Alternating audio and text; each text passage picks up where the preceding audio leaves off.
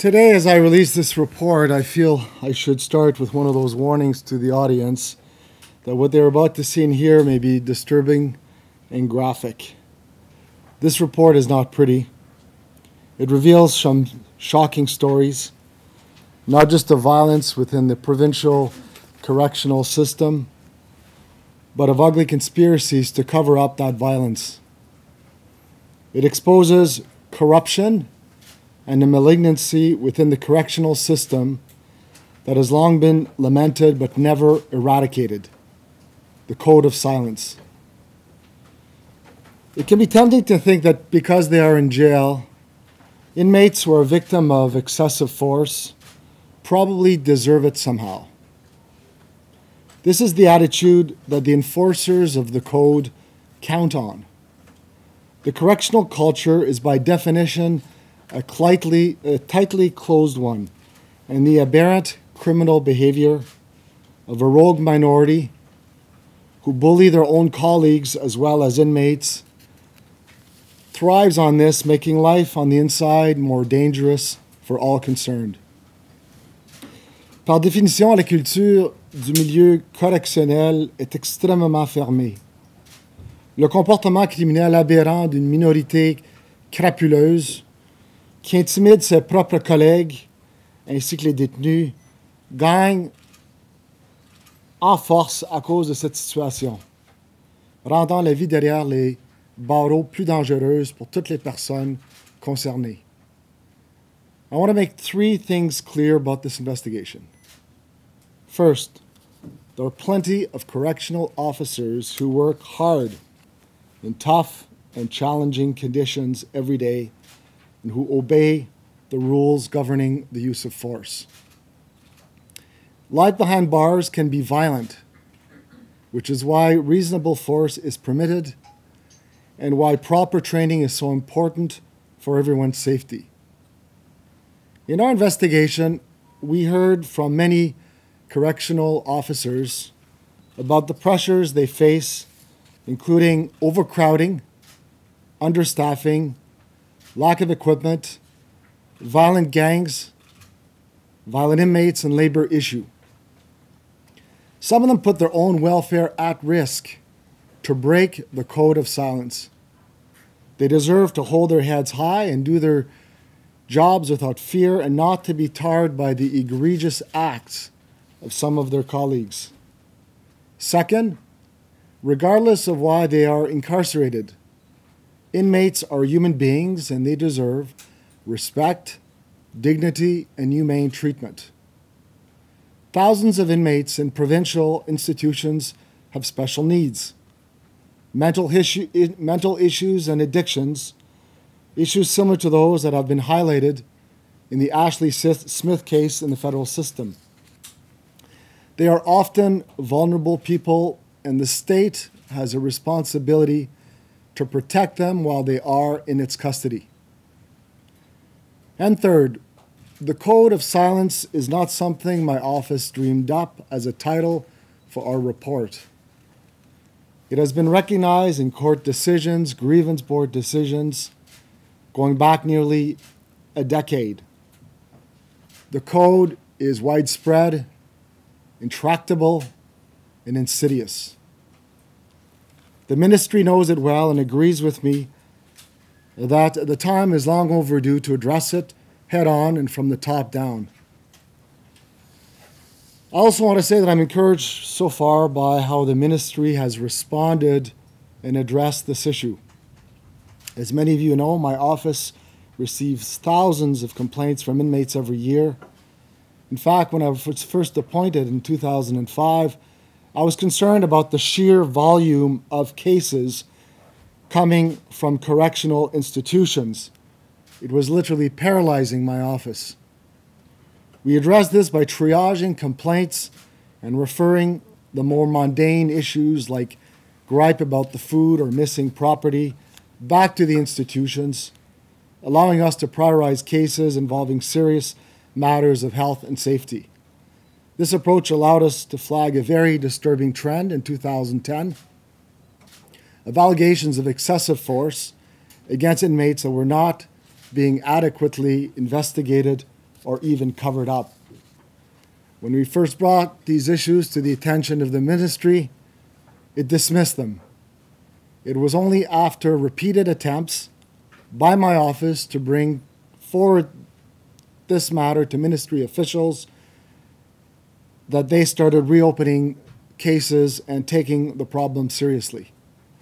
Once we launched our formal investigation, they finally began revising policies and practices, making steady improvements as our investigation progressed.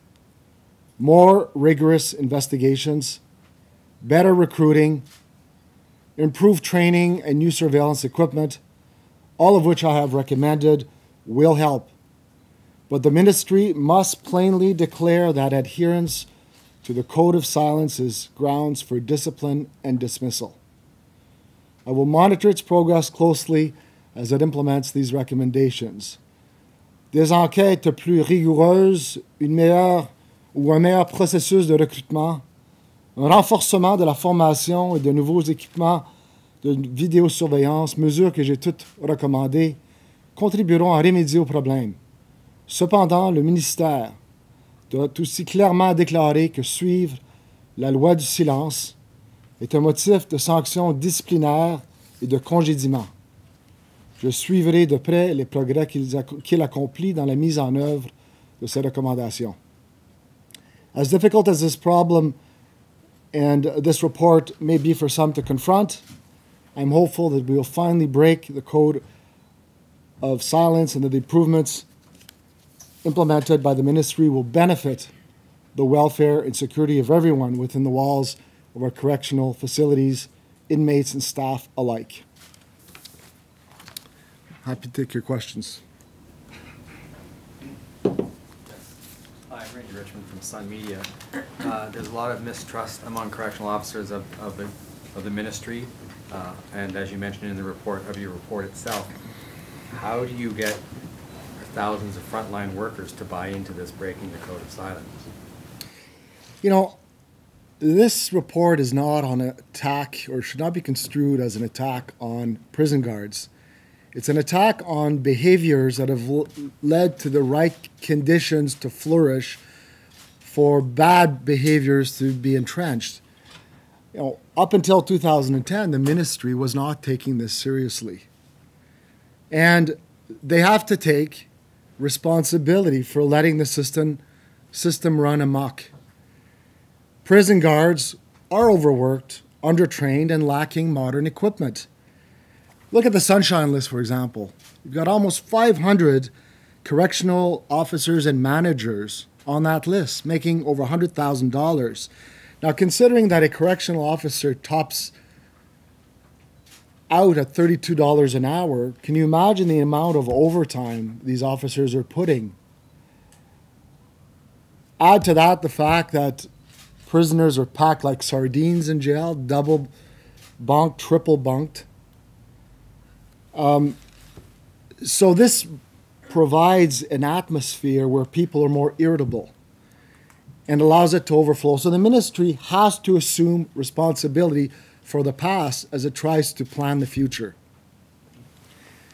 You know, one of the things we talk about, we have featured in one of our report, what pictures in one of our report is towards the back at page 104, you have a picture of a rogue practice in one of the correctional institutions where prisoners are being moved from one area to the other within the institution, bent over forward with their hands handcuffed behind their back. It's a practice that's nowhere to be found in the ministry's training books. In fact, it's contrary to ministry practice. It sounds like something they would do, and they do, in fact, at the Black Dolphin, Russia's penal colony number 6. Can cause health problems. Now, how can this practice emerge out of nowhere?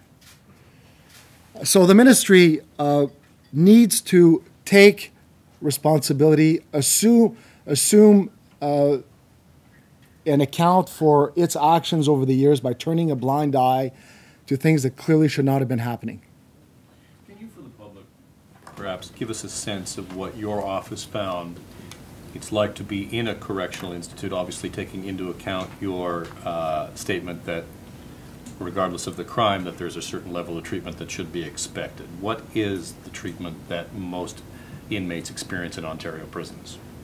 You know, it's a harsh environment. I think we all agree that correctional institutions should not look like the Hilton. They should not provide the same level of comfort. It's a difficult environment. As I said, they're overcrowded, understaffed. Prison guards often complain, and I think rightfully so, about lack of proper training, lacking the skills to diffuse situations. And unfortunately, it's also an environment that results in the use of excessive force. And you can't use humans as punching bags to relieve stress and frustration arising out of your job. Punching, slapping, kicking, stomping on someone who is under control, under restraints, is inexcusable and morally repugnant. We have here an example taken from our report. This is Colin. Let me tell you a little bit about him. He had a brain injury. He was acting aggressively before this incident. He was acting aggressively towards correctional staff at the Ottawa Carleton Detention Centre. 6 officers applied handcuffs, leg restraints, and sent him into segregation. As you can see from this picture, he has multiple lacerations, contusions around his eyes, around his mouth. He also has abrasions to his neck, chest, upper back, hands, and wrists. He was sent for medical examination where they discovered that there was internal swelling between his skull and his scalp. And initially, the entire staff held to one story, that he hit his head on the floor or the door track in his cell.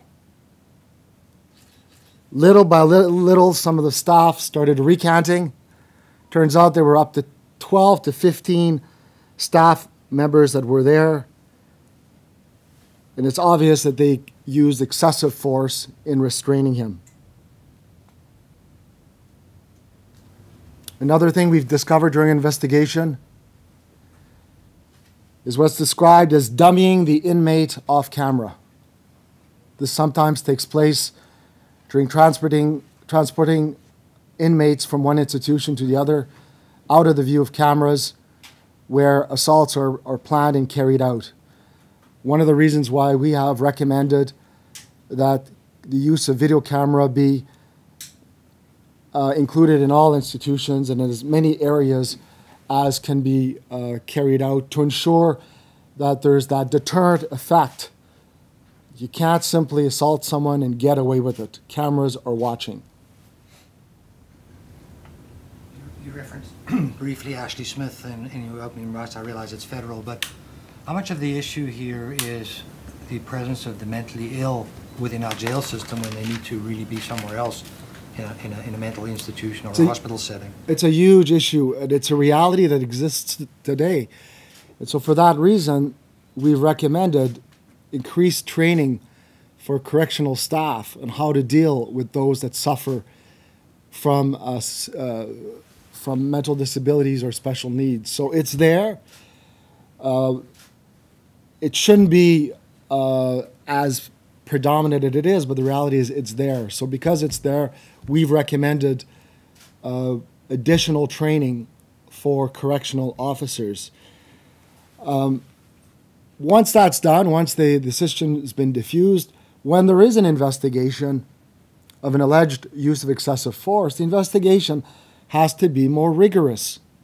Right up until very recently, the statements by correctional officers read like a template.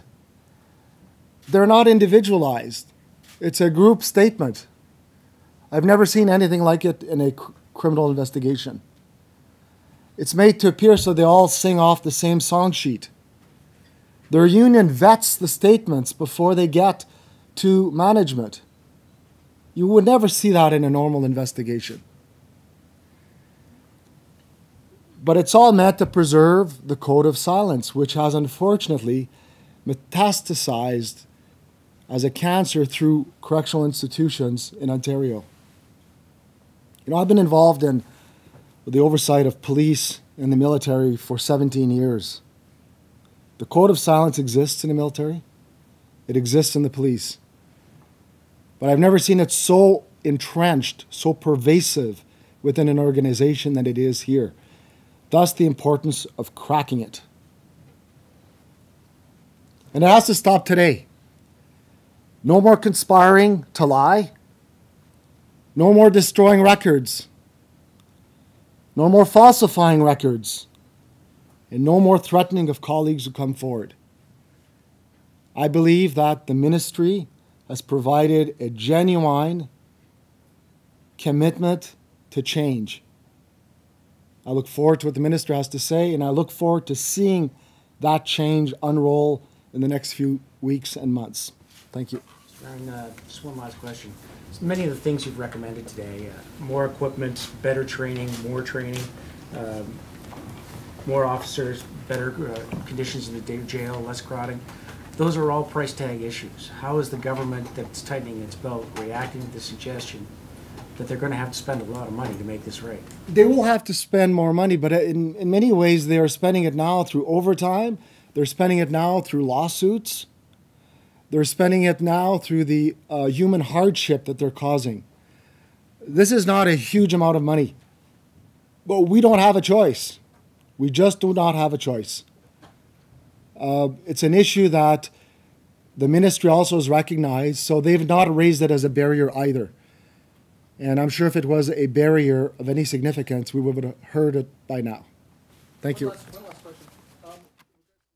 So you've released the gentleman behind you and a couple of other gentlemen in here and their medical records. How did you obtain those? Did you get those through the search warrant, or how do we know it's safe for us to broadcast the medical information?